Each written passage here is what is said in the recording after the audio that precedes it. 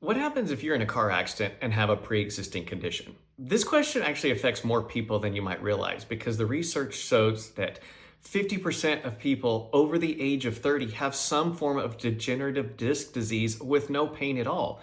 So that means that most people who get into an accident are actually going to have some kind of a pre-existing condition, whether it was symptomatic or not. So what we have to do is we have to look at what the law says on how you treat these kinds of situations. The law says that an at-fault party is only responsible for the injuries or the pain that was caused by their negligence. In other words, if you had a pre-existing condition, an at-fault party is not responsible for causing that condition, but they are responsible for damages which cause your condition to be aggravated or worsened. Okay, and the way that we go about proving that is we look at all of your prior medical records, we go through and find what was your baseline before.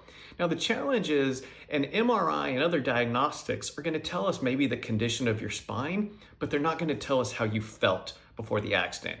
So what we're going to do is we oftentimes, when we're proving up these types of damages, is we're going to look at the objective findings like the scans, but we're going to also look at the clinical presentation to know what were your pain levels like, and then we're going to compare that pre-accident to post-accident. And that's the best way to try to prove up these damages. That is easier said than done, but given the prevalence of pre-existing conditions, whether you had pain or not, this is a really important issue in personal injury law. It's important for you to know just because you might have had pain or even a prior condition does not mean you can't make a claim in a personal injury claim.